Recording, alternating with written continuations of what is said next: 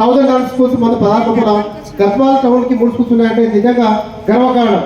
వీళ్ళంతా కృషి, ఇక్కడ ఉన్నటువంటి ఓల్డ్ టీచర్స్ చేసిన కృషి దీనికి మూల స్తంభాలా కాబట్టి మంచి బేస్ వేయడం వల్ల స్కూల్స్ బాగా రాడుతుంది. అందుకని ఇక్కడ పంజాబ్ ఇబ్బంది అనిపిస్తుంది, భయం అనిపిస్తుంది. అంటే వాళ్ళ యొక్క పనితీరుని మనం అందిపుచ్చుకోగలమా లేక ఇబ్బంది ఏర్పడుతుంది, భయం ఏర్పడుతుంది. అయితే ఈ స్కూలు చాలా మంచి ప్లేస్లో కొంతకాలం పాటు నడిచిన తర్వాత మధ్యలో గ్యాప్ వచ్చింది. ఒక 10 సంవత్సరాలుగా ప్రాక్టీస్లో ఉన్నా, నాకు ఇంకా సర్వీస్ అక్కడ ఉండడానికి అవకాశం ఉన్నది. 8 years కానీ నాకు మేడం ట్రాన్స్ఫర్ అప్లై చేసుకునేది అడిగినా, ఎందుకు పోతారమ్మా ఇంకా టైం ఉంది కదా, 3 years టైం ఉంది, ఉండొచ్చు కదా అమ్మా. ఎందుకంటే ఒక టీచర్ మంచిగా పోయినప్పుడు హెడ్ మాస్టర్గా బాధ అనిపిస్తుంది, ఎందుకంటే ఆ పోస్ట్ పిలుపుతుంది కాదని ఫీలింగ్ ఏర్పడుతుంది. మేడం అడిగినాం, అప్లై చేసినాం, ఉండేది మేడం ఒక 3 years ఇంకా ఉండొచ్చు అవకాశం ఉంది మీకు, ఎట్లా మా ఒకటేసారి మేము మన తల్లి 8 years అయిపోతే వెళ్ళిపోతుంది కదమ్మా. లేదు సార్, గర్ల్స్ స్కూల్ స్టూడెంట్ నేను, ఆ స్కూల్ చాలా ధైర్య స్థితిలో ఉంది, ఆ స్కూల్ని కాపాడుకోవాల్సిన నా బాధ్యత అని ఆమె ఇక్కడికి వచ్చింది, నాకు తీసుకొచ్చింది. నిజంగా ఇటువంటి కమిట్మెంట్ ఉన్నటువంటి టీచర్ చాలా అరుదుగా ఉంటారు. ఆమె వచ్చినప్పుడు స్ట్రెంత్ 600 మాత్రమే.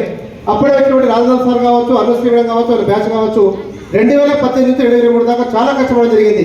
మీరు చూస్తా ఉన్నారు, గ్రౌండ్ చూస్తే దాదాపుగా అర్ధెకర్ గ్రౌండ్ మనకు వచ్చింది, హాఫ్ ఎకర్ వచ్చింది ఆడపిల్లల కొరకు, హాఫ్ ఎకర్ గ్రౌండ్ మనకందరికి వచ్చింది. సిఐఎఫ్ఎస్ దాకా అంత మనదే, అంటే మనదంటే మీది లేక మనది ఈ గర్ల్స్ స్కూల్ ఏది. దీనికి కారణం అనుశ్రీమేడం కావచ్చు, లేకపోతే అప్పుడు హెడ్ మాస్టర్ రాజధాని సార్ కావచ్చు, ఎమ్మెల్యే గారితో కృషి చేసి చాలా ఇబ్బంది పడి కలెక్టర్ గారితో కొట్లాడి దాదాపు 3 years కొట్లాడితే మనకు అప్లై వచ్చింది. నిజంగా వారికి సభాముఖంగా ధన్యవాదాలు వాళ్ళం. ఎందుకంటే ఇంత ఇప్పుడు చూస్తే ఇప్పుడు కూడా స్ట్రెంత్ మీకు దాదాపుగా 11+ పిల్లలు చదువుతా ఉన్నారు ఇక్కడ మా దగ్గర. వాళ్ళకి ఆడుకోవడానికి చాలా మంచి ప్లేస్ దొరికింది వాళ్ళకి.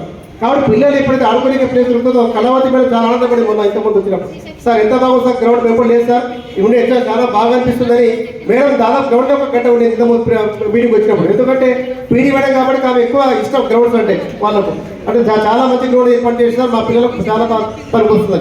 కాబట్టి ఇక్కడ పనిచేసేటువంటి ఈ మట్టిలో ఉన్నటువంటి మహాదేవ్ కానీ ప్రతి టీచర్ కూడా బాగా పనిచేసే టీచర్ ఇక్కడ. వాస్తవంగా ఈ స్కూల్లో ఉన్నటువంటి స్ట్రెంత్ 1100 మంది విద్యార్థులు అవుతా ఉన్నారు, గర్ల్స్ అవుతా ఉన్నారు. దీనికి మనకు ఆల్రెడీ దీంట్లో కొంతమంది టీచర్స్గా పనిచేస్తాం. రాధిక మేడం కావచ్చు, మాతో కలిసి మంచి బెస్ట్ టీచర్, ఫిజిక్స్ టీచర్ ఆమె.